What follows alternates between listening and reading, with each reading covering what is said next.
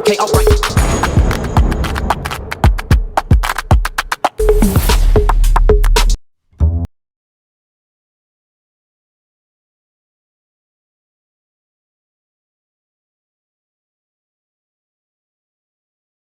Seun, we are so glad to have you here. Africa Oye is the biggest African and Caribbean live music festival we have now in Europe. We have declared that today, actually, and we are glad you are here with us, you know, as an Afrobeat person. So, Seun, tell me, what do you think of Africa Oye? Well, I think you're right in terms of, but I think what you got wrong is that he also has the biggest energy. I've never seen so many people partying under the rain before. In Nigeria, one drop of water, everybody runs home. Yeah, so it was great today to see this huge party in the rain. And, everybody was prepared. Umbrellas, raincoats. At Glastonbury last year, I expected it to rain. So if you saw my video on BBC, I performed in wellies. I had wellies on, not a drop of rain. Today, I'm in Liverpool. I'm like, okay, it's going to be sunny. I have nice shoes on. Rain everywhere, Just goes to show my luck, But no, it was a great festival today. It was my first time. We've had a few close calls with Africa Oye that didn't work out, but I'm glad we came through this year. This was the time. Yeah, you see, the beauty of Africa Oye is that they did it inclusive. It's there's inclusion, there's diversity, there is recognition. They catered for disabled people and people that are deaf. That's one thing I love about Africa Oye, and also the multicultural tone of it. At some point, we have to stop giving ourselves credit for doing the human thing. I know the world is pardon my French. The world is twisted right now. Yes. So when we do what we are supposed to do, everybody wants a pat in the back. I'm glad that we embrace our true human spirit, which is the African spirit. The spirit of inclusion, as you say. Being one with nature. Not only including humanity in our thoughts, but also understand that humanity is a part of something even bigger, which is nature. So that for me, I love seeing that.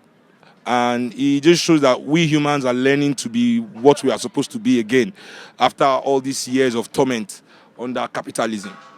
I know your father has a great influence on your music and your music career. Could you give us a little bit of information about your dad and how you started with your dad and started going into Egypt 80 and when you were here in Liverpool and stuff like that? My story in music has a lot to do with nepotism. I cannot lie.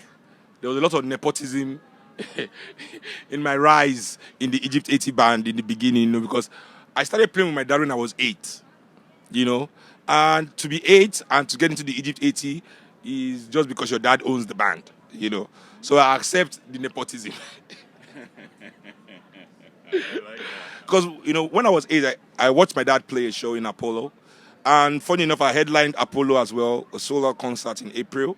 Awesome. It was a complete 360 moment for me, because that was where I watched my dad and said, this is what I want to do when I grow up. This has to be the easiest job in the world, So I told my dad, I was like, "Fela, I want to start singing." So he said, when you get to Lagos, start practicing with the band. That's my story into Egypt 80. So I started off opening the shows for my dad since I was 8, Then it became a job. It became a job. Yes, because every Friday night we had to go to the shrine to perform, so I had to go to bed early, My friends were up late because it's Friday, and every Friday night, when I had to sleep early, everybody had something interesting to say on Saturday morning. "Oh, we did this, we don't have bikes." I'll be like, "Oh my God," So I missed a lot of Friday nights shenanigans with my friends. But I wouldn't say I'm like a lot of child artists that are like, "Oh, I miss my childhood." No, it was a good balance. I had a lot of fun growing up, playing with the band, learning. Then I came to Liverpool. Liverpool was the first time I was able to play with musicians my age, because I'd always been playing in the Egypt 80, and Liverpool gave me all the confidence I needed as an artist, because it was the first time I actually met my peers at Lipa, played music with them, and I was like, I'm not half bad. Because playing with all these veterans, I used to think I was shit. Pardon my French. I like that. Go on. I didn't think I was really that good. I didn't really think I was that good, growing up, playing with all these guys. But when I came to Lipa, and I was playing with people that were my age, teenagers, early, I turned 21 in Lipa as well, which derailed my education like a it derailed my education a bit for like a year because I came into my inheritance in Liverpool. When I was 21, my trust fund broke. I was like, fuck school.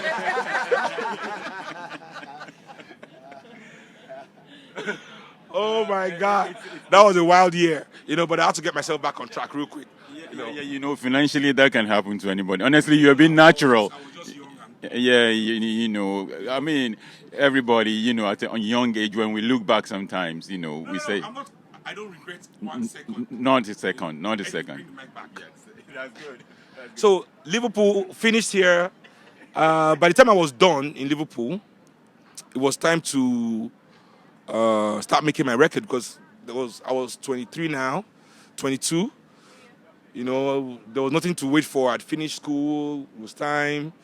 And this is where my dad really came in as an inspiration. Because when you say how much did my dad inspire me, I grew up inside the music, like every day in Calcutta. And in the Republic as well, one thing a lot of people did not know was that in the Republic, foreign music was banned. Non-African music was banned. But not like ban, like you can't play it, you just can't play it loud. So we could listen to our hip-hop in our room, but we couldn't bang that shit. Pardon my French. We couldn't bump it, We were Afrobeat all the time, growing up in the music, but I always listened to it as a fan. But as I grew up and trying to become a musician myself, I really started to understand the genius of my dad. And it was here in Liverpool. What LA was to my father, Liverpool was to me, because it was the first time I was living without my family. It was the first time I was out of the house. I was always in my cocoon in the Republic, the Prince of Afrobeat, everybody waiting on me, hand and foot. I was telling Fab today how I don't know how to do any chores. I can't iron, I can't cook, I can't make my bed, I can't do anything because I just grew up like, Akeem, coming to America. Mm-hmm. The only difference between me and Akeem was that we didn't have an elephant. And we didn't have violin players to wake me up in the morning. We didn't have violinists in the morning. But, I had, girls taking my bath for me, everything. I was just raised like a little prince. I was actually banned from doing chores. If they caught me doing chores, So this was my upbringing. So coming to Liverpool was the first time I had to do things myself, make my own bed, shabbily. I didn't do it so good, but I came into my own here and listening to my father now as a musician, now trying to grow up, becoming my own man, having that chance to be secluded from my own original life. I had to see life, understand life, really begin to understand what my dad was even talking about. Because now I was growing up. My dad died when I was 14, So yeah, that for me is the link between Liverpool, my dad inspiring me, and my music. Kind of a long story, but there it is.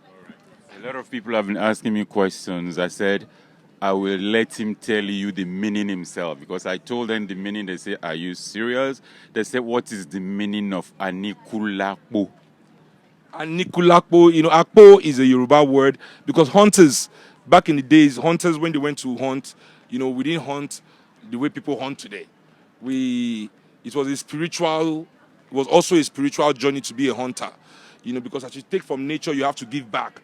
So all hunters had a little pouch, that they put all the things they give back, the seeds they will plant when they kill an animal, they plant something, or, so they all had this, and also to protect them from getting eaten by the lion, because the hunter can also be the hunted.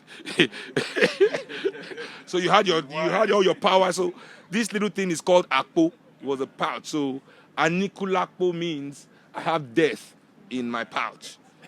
Not pocket, in this pouch. Kuti. So I can't die. So it's like it's a hyphenated, name, very elitist. So Oluseun, what advice would you give to the younger generations of musicians coming up now in Africa and across Europe? I don't have advice for musicians in general. I don't even have advice for people. For me, I think, but I always say, if I have to say something, it's not about like advising young musicians. We have to, as you said, we have to be inclusive. There's also a concept in the African community, the global African community. There's no such thing as the African diaspora. We are one global African community. We just need to realize that, and when we start to move that way, we'll see changes. Anyway, one thing that we always don't take into consideration as the global African community is that, and really believe, music must act, music change the world, music can change the world. Yes, music can inspire the change, that the world needs. But if African lawyers are not being lawyers because of justice, they want to just make money. If African doctors just want to make money and they're not being doctors because they want to heal African people, African psychiatrists, engineers, bankers, these are the real people that will change the world. Musicians can only inspire that change. Maybe that's where art also drops the ball. Because instead of trying to inspire...